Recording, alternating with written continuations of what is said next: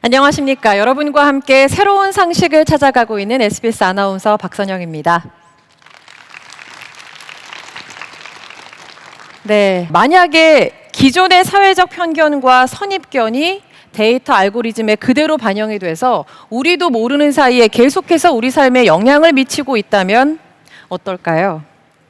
알고리즘 개발자인 이번 연사는요, 빅데이터를 기반으로 한 알고리즘 모형의 한계가 민주주의, 더 나아가서 우리 인류를 위협하는 아주 거대한 무기가 될 수 있다고 경고하고 있습니다.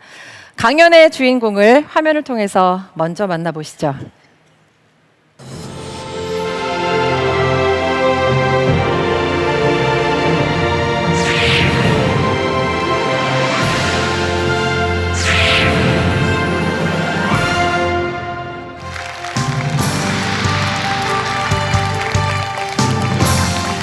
Thank you. When I entered finance to work as a quantitative analyst, I thought I was going to bring truth and objectivity to the world using algorithms. I soon found out that the algorithms that we were selling, especially for risk, especially to measure the risk of mortgage-backed securities that were being sold all over the world, those algorithms were mathematical lies. We sold those algorithms, we created the algorithms and pretended that the mortgages were not risky because it suited our purposes in finance. It made us money. I left finance and joined Occupy Wall Street. I became a data scientist working with big data and algorithms. And I soon realized the same mistakes were going on in that world as well. I also realized that it was a much bigger problem. That algorithms were not ever objective. They were never transcending human bias the way we were marketing them as, the way we wanted to think of them as, scientific tools. They weren't truth. They were opinions, opinions embedded in mathematics, where we wanted people to trust it because people trust mathematics, but it wasn't actually trustworthy. I'm going to explain that to you. Before I go on, I want to tell you what an algorithm is.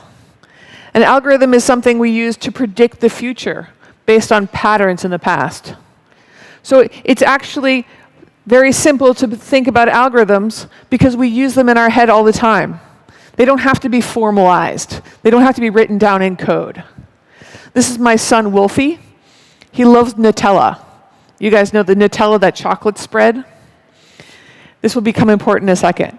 So my point is that I use an algorithm every night when I cook dinner for my kids, for my family. The historical information I'm using to look for patterns is the memories in my head. It doesn't have to be digital in a database. It can be just memories in your head, historical patterns. And the question I'm asking myself is, which historical meals led to success? I'm trying to predict success. I have to define success. So I make the food, we eat dinner, and then I say to myself, was this dinner a success? I define success as my kids ate vegetables. That's not how Wolfie would have defined success, right? So there's two things I want you to understand from this. First of all, the success I defined was my opinion. My agenda. I'm projecting my agenda onto my family, onto the family meals. The second thing is, it's my opinion because I'm the one in power. I get to decide how to define success because my kid's not in power, I'm in power. I want you to think about algorithms this way. Algorithms are secret systems that are optimized to success. But the success is defined by people who are hiding behind mathematical authenticity. They're hiding behind this assumption that it's a scientific instrument, that you don't know math, so you don't get to question it. But they are secretly defining success and optimizing to success based on what is successful for them, not necessarily what is successful for you. Those are two different things. Not always. Some algorithms are perfectly okay. But I worry about what I call weapons of math destruction. They have 3 properties. First, they're used for really important decisions. Like, do you get a job? Do you get into this college or that college? Do you get this credit card? Do you get this insurance policy? What kind of information do you get on social media? These algorithms are important to us. They deny or give us opportunities in our lives. The second thing is, they're secret. We don't understand them. We're being scored, basically. We're being decided whether we're worthy of something. Are we high value or low value? Are we going to pay back that loan or not pay back that loan? But we don't understand the formula. Sometimes we don't even know we're being scored. That's how secret and mysterious they are. The third property is that they're not fair. They're destructive. They unfairly deny us opportunities. They deny opportunities to individuals that deserve those opportunities. And as a consequence, as an observation really, it's not just these 3 properties that are satisfied, but a fourth one, which is that they actually increase inequality. They don't solve the problems that they set out to solve. And not only do they fail to solve the problems, they actually make things worse, and they increase inequality. I'm going to give you some examples. The first one comes from education.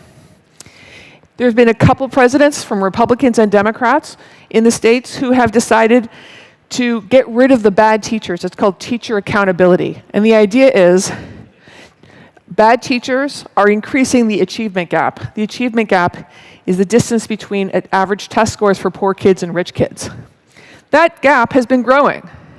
It's probably about inequality more than bad teachers, to be honest. Inequality has been growing too. But the political rhetoric is we get rid of bad teachers, we get rid of the problem. So they develop an algorithm, a scoring system for the teachers to try to identify which teachers are bad, which teachers should they get rid of. This system was being used in more than half of the states, mostly in poor neighborhoods, in cities. It was being used to fire people. Like this is Sarah Wasaki. She and 206 other teachers were fired based on their scores. Other teachers were fired in Texas and Chicago and Los Angeles. High stakes. But the mathematical underlying system was a terrible system.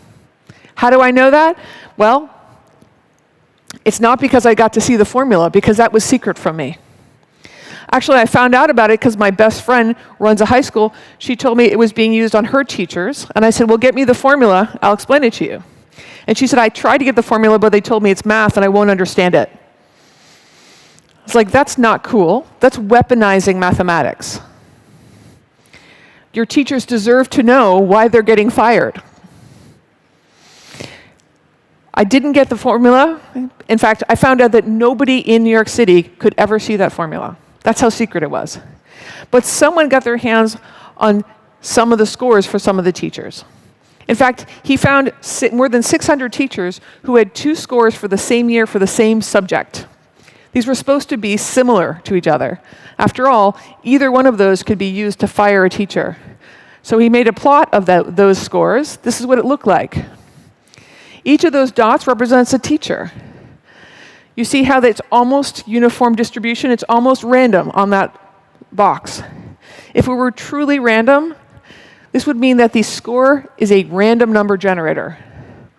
Can you imagine you're working at a job and a random number determines whether you get to keep your job?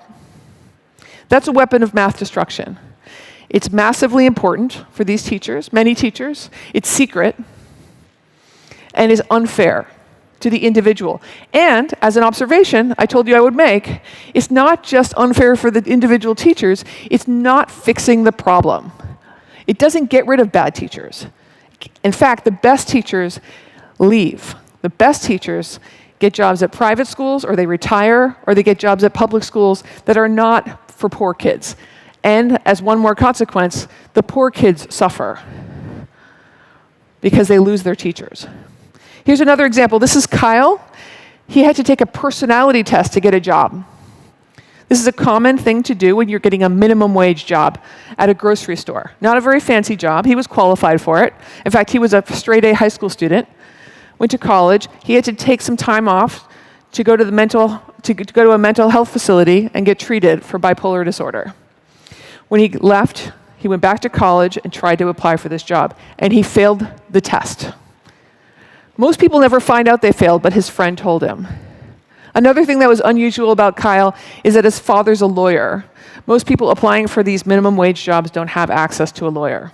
And his father said, "What kind of questions were on this test you failed?" And he said, "Well, I recognize some of them from when I was being treated in the hospital for mental health problems." And his father said, "That's illegal. There's a law called the Americans with Disability Act in the United States that makes it illegal to force someone to take a health exam, including a mental health exam, to get a job." His father looked into it, got Kyle to apply to 6 other jobs. He failed all of them because it was the same test. So this is a weapon of mass destruction. It's important, it's secret, he doesn't know why he's answering these questions. And it's unfair, not just to Kyle, but for the entire population of people who fail that test. Exactly the population of people that was meant to be protected by the Americans with Disability Act. Just a couple weeks ago, Reuters reported that Amazon built an algorithm to hire engineers. And they built it with their own data on their historical basis. Everybody who'd ever applied to be an engineer at Amazon. And they defined success somehow, probably a way that we typically define success in these scenarios. Someone who stays for a long time, gets a raise, gets a promotion. It sounds like good choices, right? A reasonable data set, a reasonable definition of success. They built their algorithm, and then they looked at it, and they realized it was sexist. In fact, they realized that if you had gone to a women's college, you got negative points for that. If you used a word that men use on their resume but women don't, like executed, that word, for some reason men use it on their resumes but women don't, then you got extra points. So it was biased against women for men. Now, I want to say for the record, I'm proud of Amazon for checking. But I also want to say that algorithms do not make things fair. They do not magically make things fair. They automate the status quo. They propagate whatever you're doing already. So if what you're doing already is sexist, then the algorithm you build from what you're doing will be sexist. We should assume that's happening. We should assume the bias that persists in our culture will persist in the machines that we build based on our culture. This is a different kind of problem. It's a bias, but it's a missing data bias. This is about policing. In the United States, in almost every large city, there are policing algorithms that look at the location of previous arrests and send police to those neighborhoods to look for crime. The location of previous arrests to look for crime. Now notice I'm differentiating between arrests on one hand and crime on the other. That's because different populations get arrested for different kinds of crimes. In fact, it's easier to say it this way. There's a lot of missing crime data out there. Arrests are not very good proxies for crimes. Even murders, where you know there was a crime, only lead to an arrest about 60% of the time. Less than 50% if the victim was black. Moreover, we have a history in the United States of racist police profiling, where we arrested black people for low-level nonviolent crime at much, much higher rates than we arrest white people. And this wasn't a mistake, this was actually a theory of broken windows policing. The theory was if you arrest people for nonviolent crime, you will not have violent crime later. Whatever it was, it happened, and the artifact of that, the data artifact, is that we have way more arrests in poor black neighborhoods. So if you're using the location of arrests to send the police back to those same neighborhoods, then you're continuing that uneven policing system. But now you get to call it scientific. It's not scientific. It's a weapon of mass destruction. Used in almost every city for important things. Secret in the sense that the people who are in those neighborhoods don't know why there are extra police there. And absolutely unfair. Downstream from that, from policing, there are a bunch of algorithms that are called crime risk algorithms. They're being used by judges to decide who gets to go home after arrest awaiting trial. It's called bail. Who gets bail? Who gets parole? Who gets to leave prison early? And how long do you get sentenced in the first place to prison? Here's the thing. If you have a high crime risk, which really means high risk of getting arrested within 2 years of leaving prison, then you get sentenced to longer in prison now. That's already strange because you're talking about punishing someone in advance for something they haven't done. But also, if you look at the way these are constructed, they ask questions like, did you get suspended in high school? Did your father go to prison? Do you have a bad attitude? Do you come from a high crime neighborhood? They're all proxies of race and class. This is just one example of how come that's a proxy for a race, whether you were suspended in high school. Those are the questions that are asked on this scoring system. Again, a weapon of mass destruction, and one of the worst cycles, destructive feedback loops of all. Because what I'm explaining to you is, because of where you were born, the color of your skin, you get a higher risk score. You get sentenced to prison longer, and then once you're out of prison, because you've been in longer, you have fewer connections to your community, fewer opportunities to get a job, and you end up back in prison. And the worst part about this is that feedback loop, high score actually sends someone back to prison, is good for the data scientists who built that, in the sense that they are told to make things as accurate as possible. So this feedback loop actually makes their algorithms come true. They're not just predicting the future, they're causing the future. That's what all these algorithms do. They don't just predict inequality, they cause inequality. The final example is the hardest example, what's happening on social media. This morning we heard about how wonderful the internet is for connecting people who have similar opinions, and that's true. For activism, it's a very useful tool.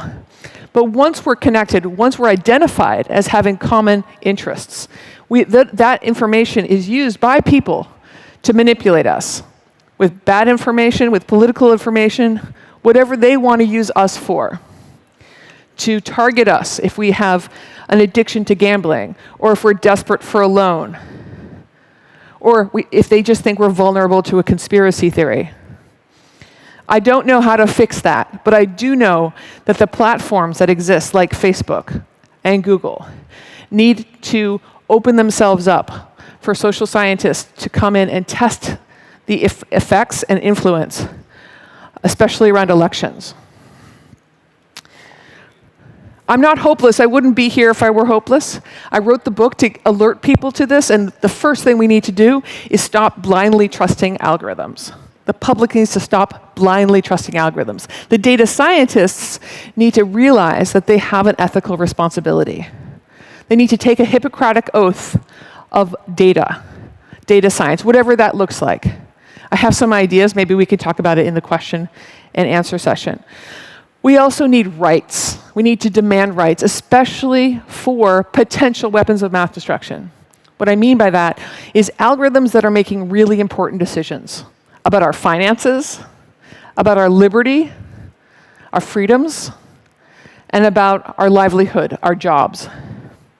Anytime those kinds of high stakes are present, and there's an algorithm deciding whether we deserve something, we should be able to ask, how does this work? Is this fair? What's the data you're using? What would have happened if something slightly different had happened? How would my score change? I'll stop there. Thank you very much.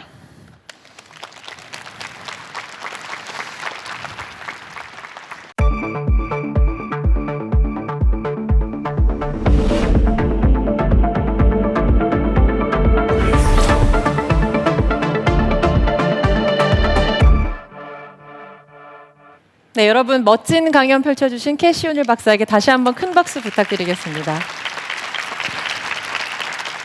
캐시온일 박사의 방한 소식에 정말 많은 분들이 관심을 보여주셨고 굉장히 뜨거웠는데 혹시 알고 계시나요? It's very exciting to be here, and I have to say that I'm treated like more of a celebrity here than in New York City where I live, but that's wonderful. Thank you for having me. 제가 우선 현장 질문을 포함해서 몇 가지 궁금한 부분을 직접 여쭙고 또 이야기를 듣는 시간을 갖도록 하겠습니다. 우선 기업이나 회사가 알고리즘을 악용하는 다양한 사례를 앞서 말씀을 해주셨는데, 하지만 일반인들은 어쨌든 애플리케이션이나 웹사이트를 계속해서 이용할 수밖에 없습니다. 그럼 그렇게 하면서도 피해를 좀 최소화하고 충분한 효과를 보기 위한 나름대로의 어떤 팁이 있을까요? Well, first of all, I'd like to say that most of the algorithms that I mention here, and also that I wrote about in my book, and the ones I worry about the most, are typically not online. And they are actually being used in an offline fashion. So, like when you apply to college, or when you apply to a job, or when you apply to get a credit card, you actually technically might be applying online. But it's not the same context of like data collection that many people think about when they think about algorithms. Of course, there are algorithms that are online, and the Facebook newsfeed algorithm is one of them. Political campaigns collect profile information about us, and then they decide how to target us. So that also happens to be online. But the reason I mention that it's not necessarily online is because it's mostly a question of power. It really is. It's a powerful entity that you're asking for something from. You're asking for a job. You don't have negotiations power. And for that reason, it's really difficult to give advice. Like, how do you give advice about a negotiation where you don't have the power? So for me, it's not about what an individual can do. It's what we have the rights as a community to demand of such decision-making processes. 각종 사이트에서 개인정보를 요구하고 있는데요. 특히 좀 제공할 때 다시 한번 생각하고 조심해야 할 항목이 있다면 뭐라고 생각하시는지 궁금합니다. I have another sort of bad news to say about that, which is that the whole point of big data, what it's really good at, is inferring very deep information about us from seemingly shallow information about us. That's why the Amazon algorithm could detect gender, even though there was no place on the resume where someone says, I am a woman applying for this job. It infers gender.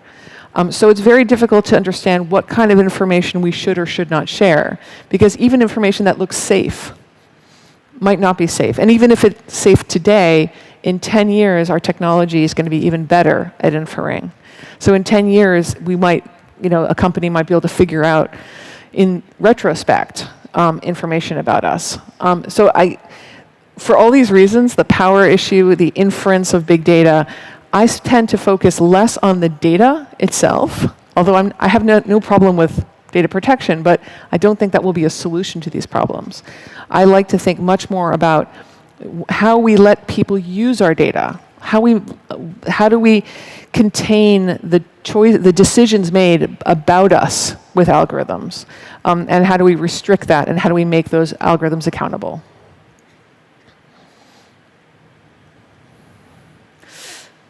사실 사이트에서 신뢰도가 조금 있는 사이트면 우리가 안심하고 내 개인 정보를 공유할 수도 있을 법한데 그 중에서도 특히 악용되기 쉬운 항목들이 있다고 생각을 하는데요. Sure. I mean, let me put it this way. We certainly wouldn't want to tell a random website about our health status. On the other hand, if it has enough information about our purchasing habits and our consumption habits and our exercise habits, they might be able to infer our health status. That's kind of what I mean. So I'm not saying we should give everything away immediately. I'm saying that even if we think we're protected, we might not be as protected as we want. And I should also add that it's contextual, deeply contextual. So if you talk to medical researchers, they will point out that it's good to have medical algorithms that can help, that your doctor might own, and your doctor might keep you healthy. Say if there's a risk score for diabetes, your doctor using that might keep you healthy. But if that same information, that same algorithm is owned by health insurance, then they will just make health insurance too expensive for you. So I don't want to suggest that algorithms themselves are evil. It's much more about how they're being used. So I keep going back to that. We need to control the context that algorithms are used to deprive us of rights and of options. 굉장히 흥미로운 이야기인데요. 사실 캐시오님께서 지금 이 일을 하시기 전에 금융상품 개발 일에 참여하셨다고 알고 있습니다. 현재도 그 일을 하고 있는 사람들이 있죠. 그들에게 그 직업에 대해서 혹시 아니면 그때 일을 했던 어떤 경험을 바탕으로 하시고 싶은 말씀도 있을 것 같은데요. One of the things I've realized, having left finance and joined Occupy and then become a data scientist and then left data science, at least I'm actually still a data scientist, but not working in a company, is that they're not that different, and that people don't like to think of what they're doing as taking advantage of the public. But I think more or less we learned that during the financial crisis about finance. And then I left finance, joined data science, and in the context of the Silicon Valley companies, I entered that field in 2011, and everyone there seemed to think that they were making the world a wonderful place. But it's kind of exactly the same attitude, really. They're building a machine that benefits them, and they assume that if it's benefiting them, then it must be a good machine. I think we have to think harder about what are the actual consequences of the big data systems that we build. Who are they benefiting? And more importantly, for whom do they fail?